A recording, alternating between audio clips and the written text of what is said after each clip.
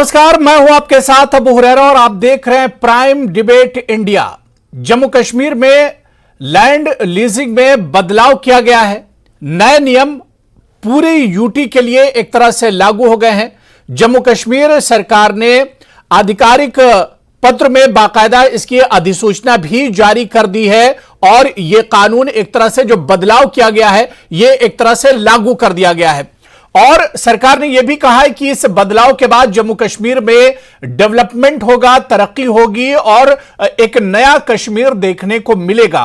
कई जो तरक्याती काम है उनमें एक तरह से बढ़ोतरी मिलेगी और इसके अलावा आवाम को इसका फायदा भी देखने को मिलेगा। लेकिन दूसरी तरफ जो वहां की रिवायती पार्टियां हैं, कश्मीर की जो सियासी पार्टियां हैं, वो कहीं ना कहीं इसकी लगातार मुखालफत कर रही हैं, क्योंकि जैसे ही इस नियम को लागू किया गया या इस नियम में बदलाव किया गया उसके फौरन बाद जो सियासी पार्टियां हैं जम्मू कश्मीर में, खासतौर से पीडीपी का बयान, महबूबा मुफ्ती जी का बयान आया। उन्होंने कहा कि नियम में बदलाव से जो व्यापारी है, जो बिजनेसमैन है, जो कारोबारी है, उन पे एक तरह से असर पड़ेगा। इसके अलावा एनसी की तरफ से भी बयान आया। उमर अब्दुल्ला ने कहा कि कश्मीरी लोगों की अर्थव्यवस्था को कमजोर करने के लिए तरह तरह के हथकंडे अपनाए जा रहे हैं।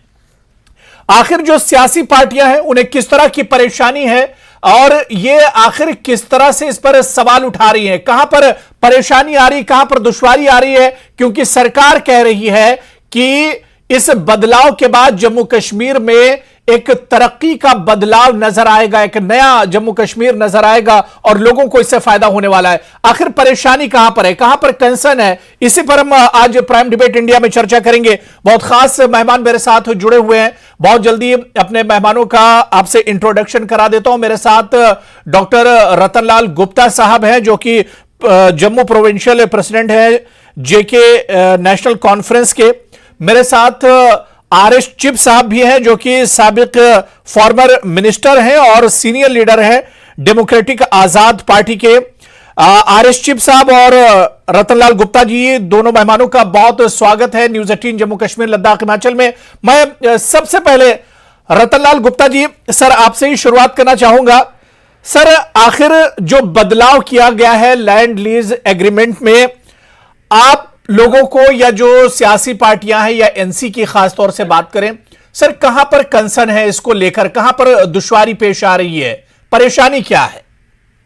देखिए साहब, 5 अगस्त 2019 के बाद जितने भी कानून यहां जम्मू कश्मीर के अंदर लाए गए हैं जी, आप मुझे बताइए कि किसी कानून जो लाए हैं उसमें कितनी तरक्की हुई है, वो आपके सामने है। On the floor of the house इन्होंने कहा था कि जम्मू कश्मीर के अंदर हम इतनी इंडस्ट्री लगाएंगे कि जम्मू कश्मीर के अंदर कोई भी नौजवान बेकार नहीं रहेगा। अब हम आपसे पूछते हैं कि कितनी इंडस्ट्री लगाई है, कितने रुपए, कितने खरबों रुपए ये कहते थे हम इंडक्ट करेंगे, कितने रुपए इन्होंने यहां इंडक्ट किए हैं। और अनएम्प्लॉयमेंट की हालत यह है कि पहले 7% थी, आज 34% को अनएम्प्लॉयमेंट टच कर रही है। बच्चे दरबदर हो रहे हैं, पढ़े लिखे बच्चे जो हैं वो नशे की तरफ जा रहे हैं। यही तरक्की का इन्होंने जो वहां पे हमें ख्वाब दिखाए थे, क्या यही तरक्की है? जितने कानून यहाँ लागू हो रहे हैं जम्मू कश्मीर के लोगों के लिए परेशान कर रहे हैं और परेशान कौन हो रहे हैं। ये बिल्कुल ठीक बात कही है हमारे साथियों ने कि यहाँ की इकोनॉमिक पोजीशन जो है, जो छोटे छोटे दुकानदार हैं, छोटे छोटे बिजनेसमैन है, ये जो एक्ट जो लागू कर रहे हैं, ये रूल जो लागू कर रहे हैं, ये इफेक्ट उनको पड़ना है।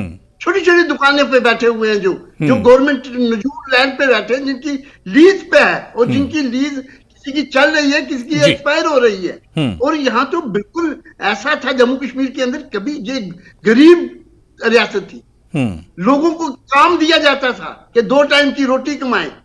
गवर्नमेंट खुद देती थी लीज लोगों को कि आप यहां छोटी सी दुकान बनाएं, कोई अपना बिजनेस का सिस्टम अडॉप्ट करें ताकि 2 टाइम की रोटी अपने परिवार को आप ला सके। लेकिन हालत ये यहां बन रही है कि 2 टाइम की रोटी के लाले पड़ रहे हैं। यहाँ पे जो हालत जब इन्होंने की हुई है ये आपके सामने है। टोटली इकोनॉमिकली मैं समझता हूं जम्मू कश्मीर के लोगों को मारने की कोशिश की जाएगी इस कानून लाने से, और हम स्ट्रांगली कंडेम करते हैं इस किस्म के कानून जो ला रहे हैं। आपको तो चलिए। चाहिए छोटे छोटे लोगों को जो छोटी छोटी जमीन दी हुई है, जिन्होंने अपने कारोबार वहां पे लगाए हुए, एस्टेब्लिश किए हुए हैं, और आज से नहीं है, महाराज के टाइम से कईयों को लीजिंग मिली हुई है। आज अगर वो लीजे, उनके फिर राइट्स क्या रहे?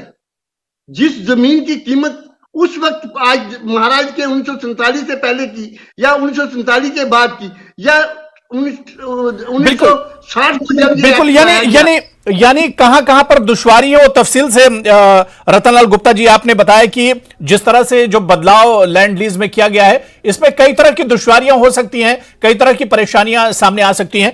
मेरे साथ एक और बहुत खास मेहमान मोहम्मद यूसुफ तारिगामी जी, जो कि सीनियर लीडर हैं सीपीआईएम के जम्मू कश्मीर से, वो भी श्रीनगर से मेरे साथ जुड़े हुए हैं। मोहम्मद यूसुफ तारिगामी साहब, सर आपका भी बहुत वेलकम और स्वागत है न्यूज 18 जम्मू कश्मीर लद्दाख हिमाचल में। मैं यूसुफ तारिगामी जी, आखिर क्या कुछ कंसर्न है जो बदलाव किया गया है लैंड लीज एग्रीमेंट में, क्या कुछ दुश्वारी हो सकती है, और जो आप लोगों को लग रहा है कि इसमें दुश्वारी होगी, परेशानी होगी, तो किस तरह की परेशानियों का सामना करना पड़ सकता है? देखिए, सबसे पहले मैं ये अर्ज करूं, क्या ये जो कानून इन्होंने बनाया जी, या जो रूल्स उन्होंने आज तरतीब दिए, जिसका ऐलान किया गया,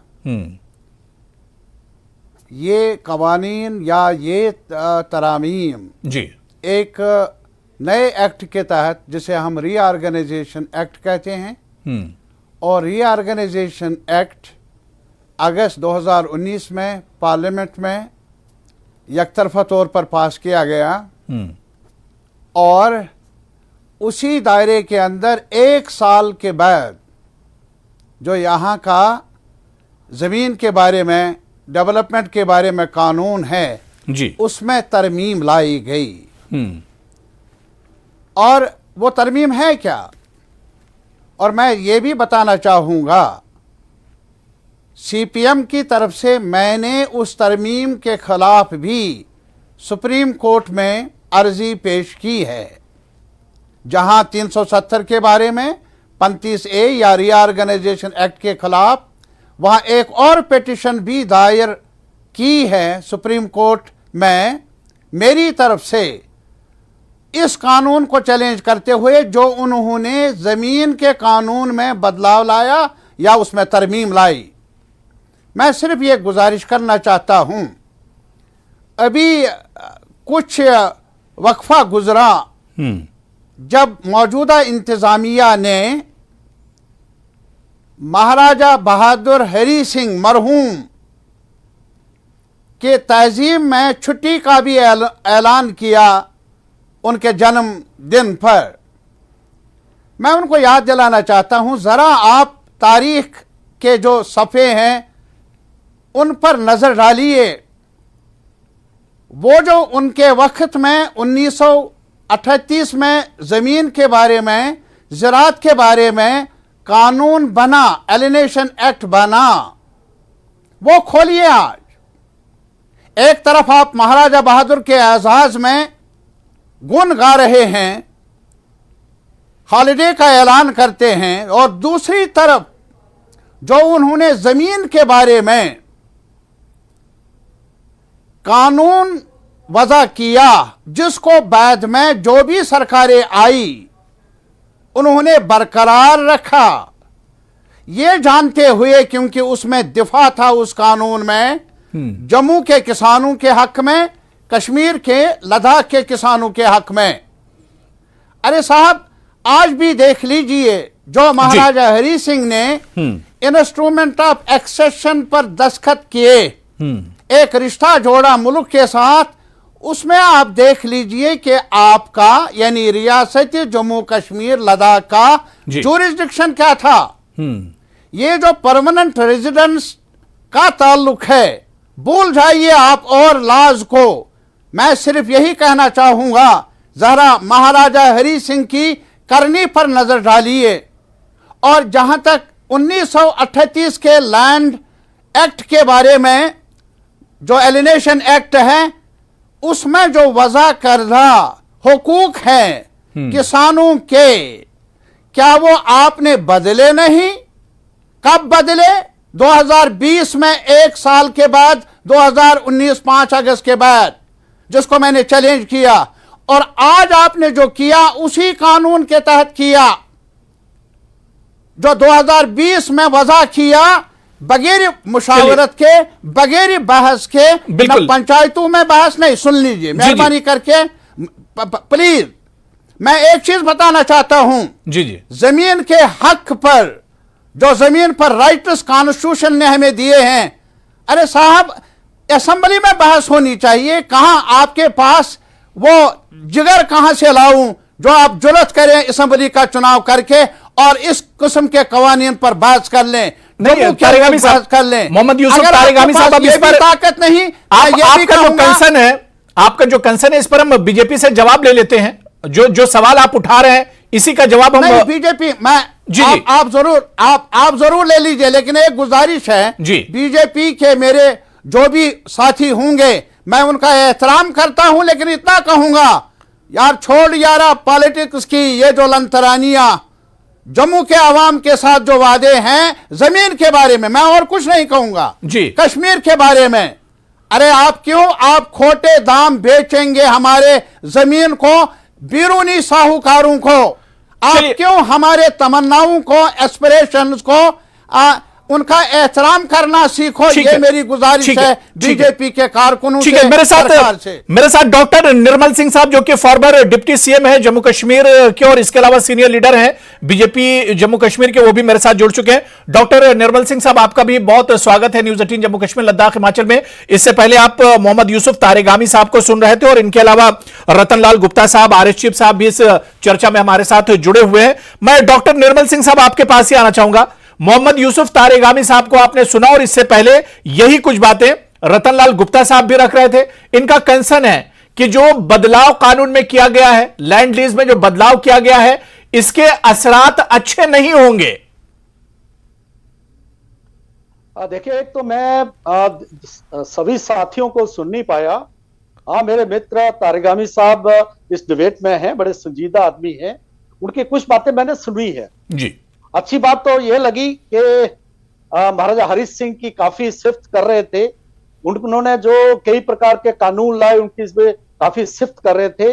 एक कम्युनिस्ट पार्टी का एक सरबराह, एक किंगशिप में जो मसले हुए हैं, अच्छे मसले हुए, उसकी प्रेज करेगा तो ये स्वागत योग्य है। कहते हैं ना, सत्यमेव जयते। तो मैं तारिगामी साहब की इस सारी बातों का स्वागत करता हूं, लेकिन मैं ये भी कहूंगा कि देखिए, ये जो यहां पर जो तरमीम लाई गई है, अगर यहां पर लीज पर पहले भी होता था, लीज पर जो है जमीन दी जाती थी, और आज अगर उस तरीके से एक तरफ डोमिसाइल दे के 15 साल तक कोई यहां पर जो है, जहां से पहले स्टेट सब्जेक्ट था, कोई डोमिसाइल जब तक 15 साल नहीं रहेगा तब तक उसको जो है जो एग्रीकल्चर लैंड नहीं मिल सकती है। लेकिन इंडस्ट्री लगाने के लिए, बाकी लगाने के लिए वो जमीन दी जा सकती है। इस प्रकार की तरमीम लाई है। मैं समझता हूं कि ये जम्मू कश्मीर के हित में है, यहाँ के नौजवानों के हक में है, कि ताकि फैक्ट्रीज लगेगी। प्राइवेट सेक्टर जो उभर नहीं पाया पिछले जो लैंड लॉस के कारण, क्योंकि जो है यहाँ पर लोग फैक्ट्री नहीं लगा सकते थे, बाहर से इन्वेस्टमेंट नहीं आ सकती थी, जिसके कारण यह हुआ। और मैं एक बताऊं, तारिगामी साहब के ध्यान में होगी बात, और नेशनल कॉन्फ्रेंस के जो साथी बैठे उनको भी बताऊंगा कि यहां पर जो है चिनाब टेक्सटाइल मिल है जो कठुआ में है, आज 10,000 परिवारों को पाल रही है, जिसको शेख मोहम्मद अब्दुल्ला साहब ने उसको जमीन दी थी, जो है आज वहां फैक्ट्री खड़ी है। उसमें कोई वो लोग जो है आके यहां बस के ये हुआ वो हुआ, जो इनको अंदेशा है वो नहीं हुआ, लेकिन 10,000 परिवार जो है उससे रोजी रोटी कमा रहे हैं। कितने लोगों को हम जो है टीचर बनाएंगे, कितने लोगों को हम जो है बाकी चीजें करेंगे? तो प्राइवेट सेक्टर, इंडस्ट्रियल सेक्टर को उभारने के लिए वो हवा में तो होगा नहीं, तो जमीन पर होगा। डॉक्टर निर्मल सिंह जी, डॉक्टर निर्मल सिंह जी, मैं इस पर आगे भी चर्चा करूंगा बहुत जल्दी मैं चर्चा में, क्योंकि आरएस चिप साहब काफी देर से हमारे साथ जुड़े हुए इंतजार कर रहे हैं, उन्हें भी चर्चा में जोड़ लेते हैं, उसके बाद हम इस चर्चा को आगे बढ़ाएंगे। आरएस चिप जी, जिस तरह से यहाँ पर डॉक्टर निर्मल सिंह जी बता रहे हैं और इसके अलावा गवर्नमेंट ने भी कहा कि ये कश्मीर के, जम्मू कश्मीर के अवाम के हित में एक तरह से है, इससे इन्वेस्टमेंट आएगा, डेवलपमेंट होगा, तरक्की होगी जम्मू कश्मीर की। देखिए अबू जी, मेरा आपको और सभी पैनलिस्ट को, डॉक्टर निर्मल सिंह जी, मोहम्मद यूसुफ तारिगामी जी, रतनलाल गुप्ता जी, इन सबको नमस्कार। और बड़ी डिटेल में मोहम्मद यूसुफ तारिगामी साहब ने रीऑर्गेनाइजेशन एक्ट जो 2019 में लाया गया उसको सामने रख करके उन्होंने बड़ी वजाहत की है।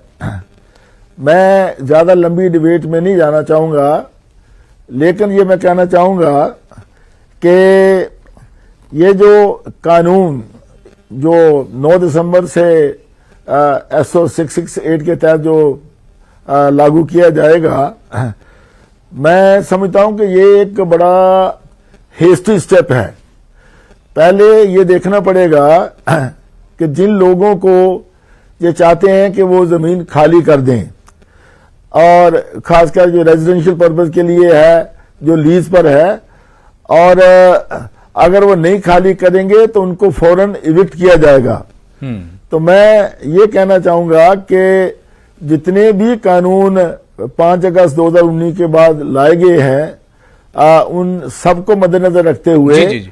और अभी सरकार ये कह रही है कि ये कानून जो अभी जो लीज को 40 साल के लीज कर देंगे, वो इसलिए लाया जा रहा है कि यूनियन टेरिटरी में एक अच्छा काम हो सके, लोगों को फायदा हो सके। लेकिन I have got my own doubts, मुझे नहीं लगता कि इससे कितना फायदा होगा, बल्कि वो लोग जो लीज के बेसिस पर अपनी बिजनेस कर रहे हैं, कोई अपना काम कर रहे हैं या किसी किस्म का व्यापार कर रहे हैं, तो मैं समझता हूं कि उनको ये बहुत बड़ा नुकसान होगा। और एकदम से ये कानून लाना कि फौरन ये लागू किया जाएगा, मैं समझता हूं कि ये कोई अच्छे इंसाफ की बात नहीं है। बिल्कुल, यानी आरएस चिप जी, आप मानते हैं कि इस कानून के फायदे कम और नुकसान ज्यादा है। इस पर हम आगे भी चर्चा करेंगे। यूसुफ तारिगामी जी, मैं आपके पास भी आऊंगा। बहुत छोटा सा सर, मुझे ब्रेक लेना है। मुझे ब्रेक लेने के लिए सर कहा जा रहा है समय बहुत कम है। मैं एक बात कहना चाहता हूं। जी, बात पूरी कर लीजिए, बात पूरी कर लीजिए। मैं एक बात कहना चाहता हूं, सुनिए। जी, मैं एक बात कहना चाहता हूं। मुझे लगता है कि अगर सरकार की ये मंशा है जी कि वो किसी पर्टिकुलर सेगमेंट को बेनिफिट देना चाहते हैं, तो ये बड़ी भारी बेइंसाफी है। ऐसा नहीं होना चाहिए। और आज बदकिस्मती ये है कि पिछले 3 साल से आज हर इस यूनियन टेरिटरी का शहरी, हर बशिंदा, हर आदमी ये इस सरकार को एक शक की नजर से देखने लगा है। इस पर भी चर्चा करेंगे। निर्मल सिंह जी हमारे साथ जुड़े हुए, यूसुफ तारिगामी साहब, मैं आ रहा हूं, बहुत छोटा सा ब्रेक। तमाम मेहमान हमारे साथ जुड़े हुए, बहुत छोटा सा ब्रेक। तो जम्मू कश्मीर में लैंड लीज एग्रीमेंट में बदलाव किया गया और इसी पर आज हम प्राइम डिबेट इंडिया में चर्चा कर रहे हैं कि इसके फायदे क्या हैं, नुकसान क्या हैं, और जो सियासी पार्टियां हैं वो कहीं ना कहीं इस पर एतराज कर रही हैं, उन्हें इसको लेकर कंसर्न। और बहुत खास मेहमान मेरे साथ प्राइम डिबेट इंडिया में जुड़े हुए हैं। ब्रेक के बाद मैं यूसुफ तारिगामी साहब आपके पास ही आना चाहूंगा।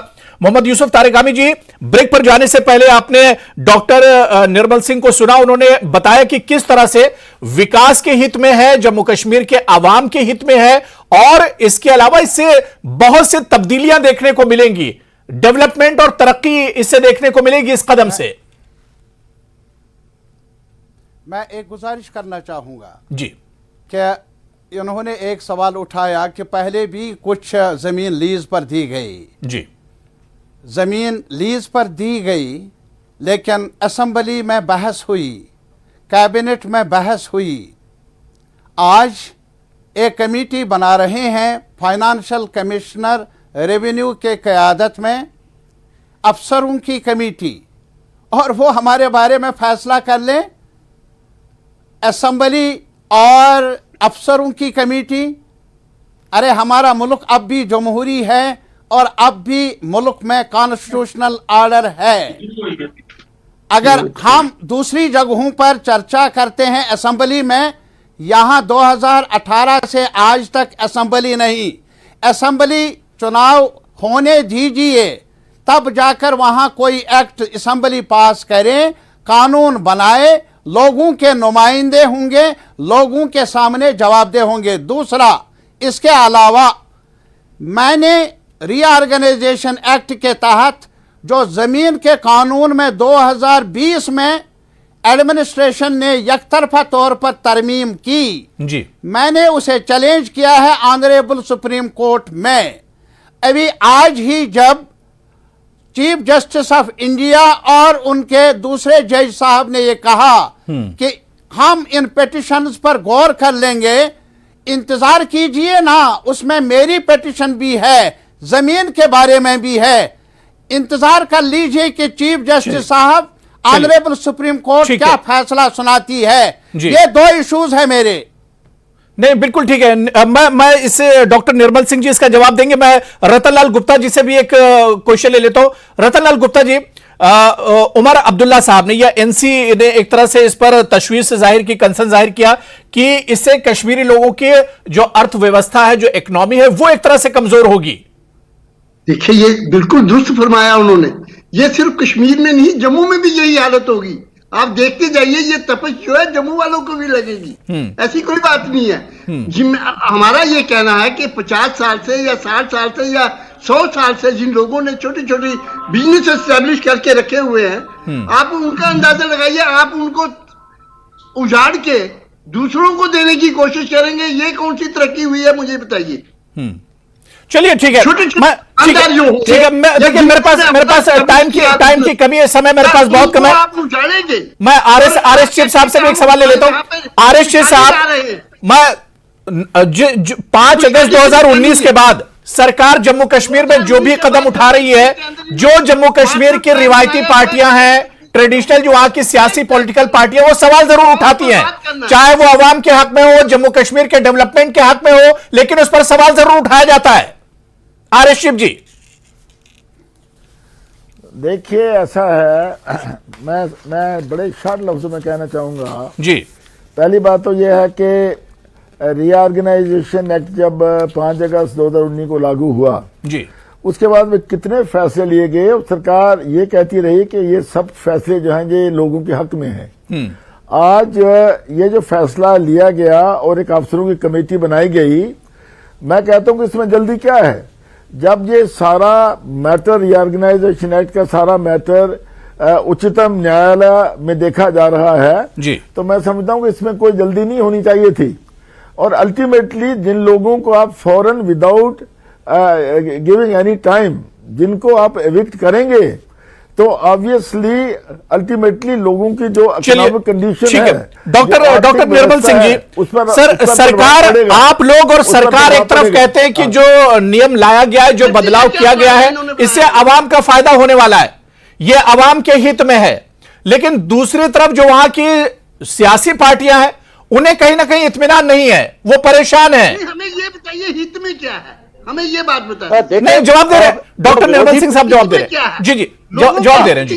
देखिए, विरोधी पक्ष हर जगह कॉन्स्पिरेसी थ्योरी ढूंढ रहा है, करने की बात कह रहे हैं आप। षड्यंत्र हो गया, पूरी चर्चा मैंने सुनी, किसी की कोई भी बात में दम नहीं है, किसी भी चीज में कोई दम नहीं है, कोई आर्गुमेंट नहीं है। देखिए, ये जो व्यवस्था है, एलजी का रूल है, ये कॉन्स्टिट्यूशनल व्यवस्था है, इसमें चीजें रुकेंगी नहीं। और जम्मू कश्मीर में कितनी बार गवर्नर रूल आया, जिसमें कांग्रेस के भी लोग थे, जिसमें एनसीपी के भी जो लोग थे, जो उस समय भी जो हुआ, बीजेपी तो अभी आई है, तब भी बहुत से बदलाव आए हैं, बहुत सी चेंजेस आई हैं, और अच्छे के लिए भी आई हैं। तो इसलिए हर जगह कॉन्स्पिरेसी ढूंढना ये ठीक बात नहीं है। लोगों के हित में है कि बाहर से इन्वेस्टमेंट आए, इन्वेस्टमेंट के लिए या फैक्ट्री लगनी है तो उसको जमीन चाहिए, और हवा में वो बनेगी नहीं, उसके लिए सरकार कोशिश कर रही है। जहां तक साहब, आप बोल सकते हैं बीच में, आप कुछ कहना चाह रहे हैं। जो कंसर्न है कि इलेक्शन होने चाहिए, हम भी मानते हैं इलेक्शन होने चाहिए, और वो होंगे, जब भी उपयुक्त समय आएगा वो होंगे, और जब तक इलेक्शन नहीं होते तब तक चीजें रुक जाएंगी। वो पानी रुकता नहीं है, झेलम और चनाब का पानी रुकेगा नहीं, ये चलता रहेगा। इन लोगों को जो नई व्यवस्था है उसमें विश्वास व्यक्त करना चाहिए और उसी के मुताबिक सोचना चाहिए। अगर फिर 370, 35 है, फिर ऑटोनॉमी, फिर जो चल वो बातें अभी 21वीं सदी में चलेगी नहीं, ये बिल्कुल स्पष्ट है। ये आज जम्मू कश्मीर के लोग और विशेषतौर कश्मीरी भी समझ चुका है। चलिए आरिफ शिव साहब, क्या समझ चुका है? आप लोगों को दबाव बर्बाद करेंगे?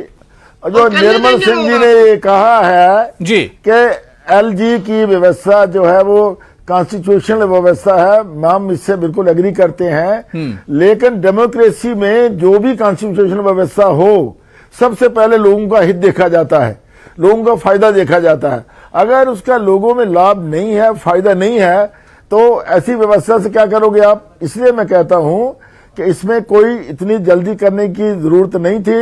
ये हम भी मानते हैं, इन्होंने ये फैसला किया है, लेकिन तब तक चीजें रुकी रहेंगी, वो नहीं होने वाला, चलेंगी। नो, निर्मल सिंह जी बात सुनिए। और आज जो है, प्लीज, आज असेंबली नहीं, आज पार्लियामेंट है। ये जो जितनी भी चीजें हैं वो पार्लियामेंट के थ्रू होती हैं। सुनिए मेरी बात, एलजी के रूल में, गवर्नर रूल में।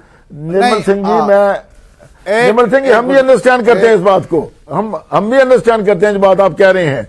लेकिन मैं कह रहा हूं कि अभी जो रीऑर्गेनाइजेशन एक्ट वो सुप्रीम कोर्ट में डिस्कस किया जा रहा है, और ऐसा कानून लाने की क्या जल्दी है कि आप इसको जल्दी लाना चाहते हैं? ऑनरेबल सुप्रीम कोर्ट अदरवाइज का फैसला देती है, सरकार मानेगी उसको। चलिए ठीक है, देखिए अब मेरे पास समय बिल्कुल नहीं बचा।